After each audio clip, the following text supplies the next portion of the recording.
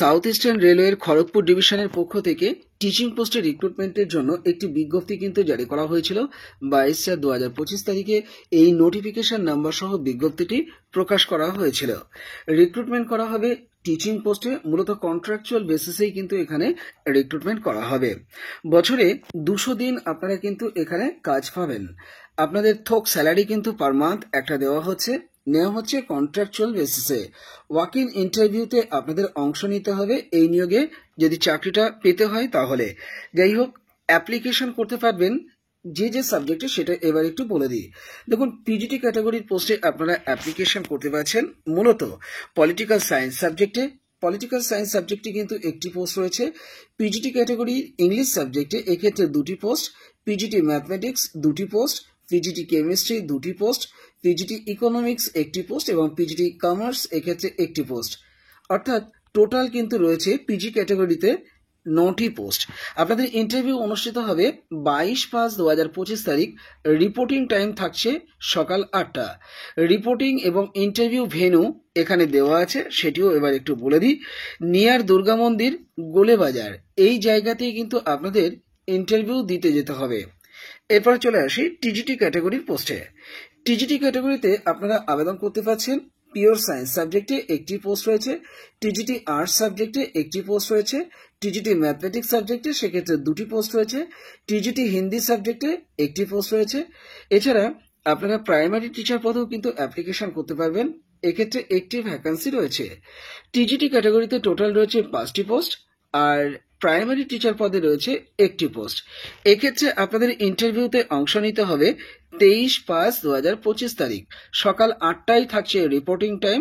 আর এক্ষেত্রেও কিন্তু interview venue এখানে দেওয়া আছে, নিয়ার দুর্গা মন্দির, গোলেবাজার, এই জায়গাতেই কিন্তু আপনাদের ইন্টারভিউ অনুষ্ঠিত হবে 23 তারিখে। চলুন এবার জেনে নিই বয়সের মাপকাঠি, যোগ্যতা এবং আপনাদের রিমিউনারেশন কি থাকছে সেই বিষয়টি এবং অন্যান্য খুঁটিনাটি বিষয়গুলো। দেখুন, এখানে যেদিন ইন্টারভিউ দিতে যাবেন সেদিনকেই আপনাদের ইন্টারভিউ হবে এমন গ্যারান্টিটা কিন্তু দেওয়া যাচ্ছে না। তার কারণ, যদি সংখ্যায় অধিক ক্যান্ডিডেট এই নিয়োগে পার্টিসিপেট করে থাকেন তাহলে কিন্তু আরও ডেট এক্সটেন্ড হতে পারে। অর্থাৎ আপনারা মানসিকভাবে প্রস্তুত হয়ে যাবেন। আপনাদের কিন্তু ডেট এক্সটেন্ড হলে আগাম প্রস্তুত হয়ে যদি আপনারা না যান তাহলে কিন্তু সমস্যায় পড়তে পারেন। তাই সে ব্যাপারে কিন্তু সবিশেষ চিন্তাভাবনা করে তবেই ইন্টারভিউ দিতে যাবেন। আপনারা এখানে রিমিউনারেশন পেয়ে যাবেন। পোস্ট গ্র্যাজুয়েট টিচার পোস্টে যদি আপনারা চাকরি পান তাহলে 27,500 টাকা, ট্রেন গ্র্যাজুয়েট টিচার হিসেবে নিয়োজিত হতে পারলে 26,250 টাকা বেতন পাবেন, আর প্রাইমারি টিচার হিসেবে নিয়োজিত হতে পারলে 21,250 টাকা পার মান্থ আপনারা বেতন পেয়ে যাবেন। বয়সের বিষয়টি এবার একটু দেখে নিই। 18 থেকে 65 বছর পর্যন্ত আপনারা কিন্তু এখানে অ্যাপ্লিকেশন করতে পারবেন। দেখুন, যোগ্যতা কি লাগবে সেটা মোটামুটি প্রাথমিকভাবে আমি বলে দিচ্ছি, সবটা হয়তো বলা সম্ভব হবে না ভিডিওটি বড় হয়ে যাওয়ার কারণে, তবুও প্রাথমিকভাবে বলে দিই, মন দিয়ে শুনুন।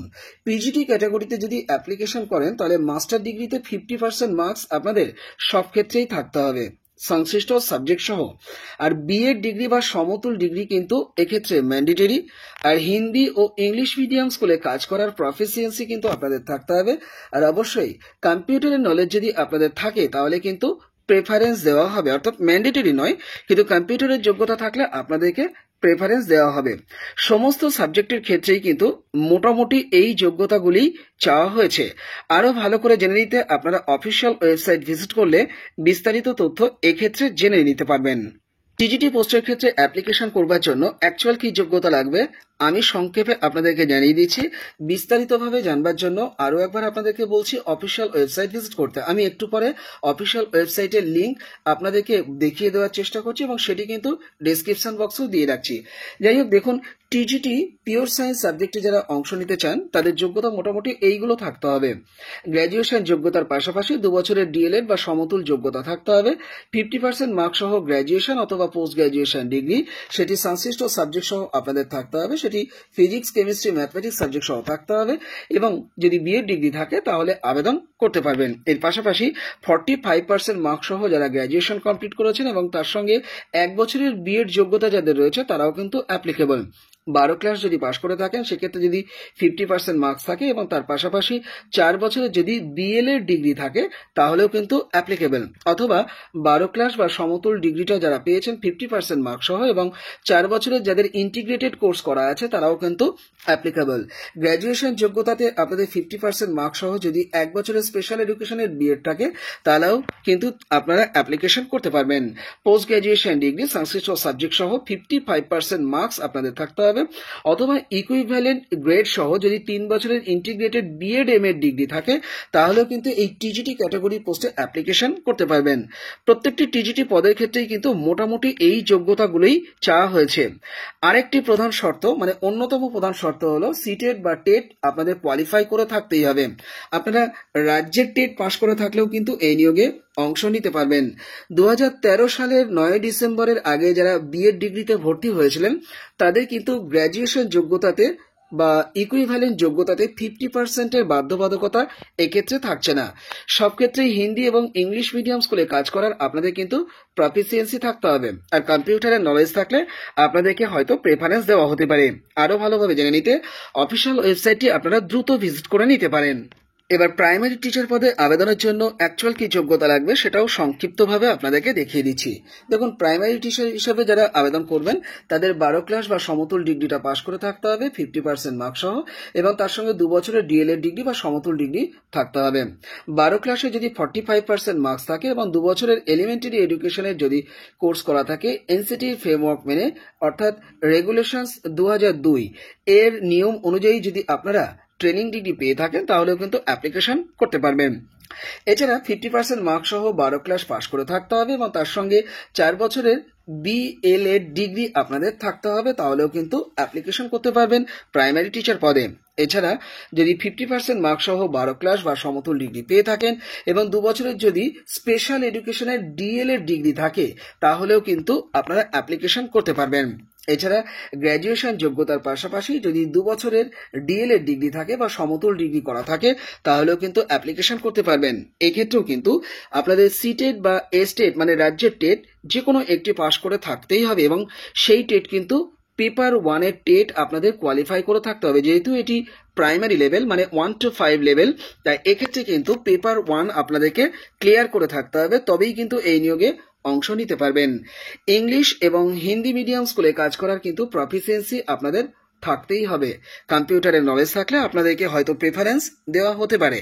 ইন্টারভিউ যেদিন দিতে যাচ্ছেন বা যে সময়তে দিতে যাচ্ছেন সাথে কি কি নিয়ে যাবেন সেই বিষয়টি মন দিয়ে দেখে নিন। আপনারা বার্থ প্রুফ হিসাবে মাধ্যমিকের অ্যাডমিট কার্ড বা বার্থ সার্টিফিকেট নিয়ে যাবেন। কমিউনিটি সার্টিফিকেট মানে এসসি এসটি ওবিসি বা ওই কমিউনিটির যে সার্টিফিকেট হয় সেটি নিয়ে যাবেন। এডুকেশনাল কোয়ালিফিকেশনসের মধ্যে রেজাল্ট এবং সার্টিফিকেট উভয় কপিকেই অরিজিনাল এবং জেরক্স নিয়ে যাবেন। এক্সপিরিয়েন্স সার্টিফিকেট অরিজিনাল এবং জেরক্স নিয়ে যাবেন। আইডেন্টিটি প্রুফ ভারতীয় নাগরিকত্বের যে কোনো একটি কপি, আপনারা Aadhaar card, PAN card, passport, voter card, driving licence বা সমতুল কপির যে কোনো একটি কপি কিন্তু আপনারা জেরক্স এবং অরিজিনাল নিয়ে যাবেন। আপনারা ক্যারেক্টার সার্টিফিকেট অবশ্যই আপনারা নিয়ে যাবেন এবং এই ক্যারেক্টার সার্টিফিকেটটি গেজেটেড অফিসারের কাছ থেকে বা স্টেট গভর্নমেন্টের এমপ্লয়ির কাছ থেকে আপনাদেরকে পেতে হবে। এনওসি সার্টিফিকেট আপনারা নিয়ে যাবেন এবং যারা এই মুহূর্তে কাজ করছেন তারা অবশ্যই এই এনওসি সার্টিফিকেট ছাড়া কোনো অবস্থাতেই ইন্টারভিউতে অংশ নিতে কিন্তু পারবেন না। 2 কপি কালার পাসপোর্ট সাইজের ছবি অবশ্যই আপনারা সাথে নিয়ে যাবেন। আপনারা অ্যাপ্লিকেশন ফরম্যাট কোথা থেকে ডাউনলোড করবেন, এই যে লিঙ্কগুলি দেখতে পাচ্ছেন এই লিঙ্কগুলি আপনাদেরকে ফলো করে অফিসিয়াল ওয়েবসাইট ভিজিট করে অ্যাপ্লিকেশন ফরম্যাটটিকে ডাউনলোড করতে হবে, অর্থাৎ acr.indianrailways.gov.in/view অথবা www.bnrea.org.in অথবা mhssemkgp.in অথবা www.acrmnsem-src www.ecom.in/। এই যে অফিসিয়াল ওয়েবসাইটগুলো দেখতে পাচ্ছেন, এই অফিসিয়াল ওয়েবসাইট ভিজিট করেই আপনাদেরকে অ্যাপ্লিকেশন ফরম্যাট ডাউনলোড করে নিতে হবে। আমি ডেসক্রিপশন বক্সে লিঙ্ক দিয়ে রাখছি, সরাসরি আপনারা সেখান থেকে ডাউনলোড করে নিতে পারবেন। এই হচ্ছে অ্যাপ্লিকেশন ফরম্যাট, এটিকে ডাউনলোড করে নেবেন। ডাউনলোড করে প্রিন্ট করে নেওয়ার পর এটিকে খুব ভালো করে ফিল করবেন, অর্থাৎ এখানে কিন্তু কালার পাসপোর্ট সাইজের ছবি দিয়ে দিতে হচ্ছে, সিগনেচার সহ, সেলফ অ্যাটেস্টেশন সহ। আর এই কলামগুলিকে নির্দেশ মোতাবেক আপনারা ফিল করে দেবেন। আশা করি প্রত্যেকেই পারবেন। বুঝতে অসুবিধা হলে আমার সঙ্গে যোগাযোগ করবেন, সহযোগিতা পাবেন আশা রাখি। 8 নম্বর সিরিয়ালে রয়েছে এডুকেশনাল কোয়ালিফিকেশনসের জায়গা, মাধ্যমিক অনওয়ার্ডস, অর্থাৎ মাধ্যমিক, উচ্চ মাধ্যমিক, গ্র্যাজুয়েশন, পোস্ট গ্র্যাজুয়েশন, ট্রেনিং ডিগ্রির জায়গা।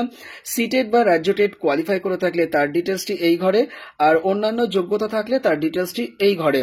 9 নম্বর কলামে রয়েছে টিচিং এক্সপিরিয়েন্সের জায়গা, যাদের আছে তারা অবশ্যই দেখাবেন, আর যাদের নেই তারা স্কিপ করে যাবেন। 10 নম্বরে রয়েছে লোকাল অ্যাড্রেস বা আপনাদের পোস্টাল অ্যাড্রেস যা রয়েছে সেটি কিন্তু খুব ভালো করে এই জায়গাতে বসিয়ে দেবেন, এই ঘরটির মধ্যেই কিন্তু বসিয়ে দিতে হবে। এরপরে এখানে পিনকোডের জায়গায় পিনকোড বসিয়ে দেবেন, মোবাইল নাম্বার দেবেন, প্যান নাম্বার দেবেন, আধার নাম্বার দেবেন। 11 নম্বরে ক্যাটাগরি কি আছে সেই জায়গাতে কিন্তু আপনারা টিক দিয়ে দেবেন। রিলিজিয়ন কি আছে এই ঘরটিতে আপনারা বসিয়ে দেবেন। ডিক্লারেশনটিকে খুব ভালো করে পড়ে নেবেন। আর সব শেষে যেটি করতে হবে, এখানে রানিং হ্যান্ডে আপনাদের সিগনেচার করতে হবে, ক্যাপিটাল লেটারে আপনাদের নামটি আরেকবার লিখে দেবেন, নাম এবং সারনেম সহ। এরপরে ডেট বসাবেন, এখানে প্লেস ক্যাপিটাল লেটারে বসিয়ে দেবেন। এর সঙ্গে অরিজিনাল ডকুমেন্ট অবশ্যই সাথে নেবেন এবং সেই ডকুমেন্টের একটা সেট অবশ্যই আপনারা জেরক্স করে নিয়ে তবে ইন্টারভিউ দিতে যাবেন। সিবিএসই সিলেবাসকে খুব ভালো করে দেখে যাবেন, মাস্টার ডিগ্রি এবং গ্র্যাজুয়েশন ডিগ্রির সিলেবাসকে খুব ভালো করে দেখে যাবেন, স্পেশাল পেপারের সিলেবাসকে খুব ভালো করে দেখে যাবেন। আর ক্লাসরুম ডেমনস্ট্রেশন দিতে হবে, বিষয়টিকে মাথায় নিয়ে যাবেন, এবং কমিউনিকেশনের স্কিলটাকেও দেখা হতে পারে, সেই বিষয়টিকে মাথায় নিয়ে যাবেন। আর কম্পিউটারের নলেজ একটু আধটু অবশ্যই এক্ষেত্রে জানা লাগবে, তাই সেই বিষয়টির উপরেও মাথা দিয়ে বা চিন্তা ভাবনা করে নিয়ে তবেই ইন্টারভিউ দিতে যান, এই অনুরোধটুকু রাখছি। আজকের মতো এখানেই শেষ করছি। সকলকে ভিডিওটি দেখবার জন্য অসংখ্য ধন্যবাদ।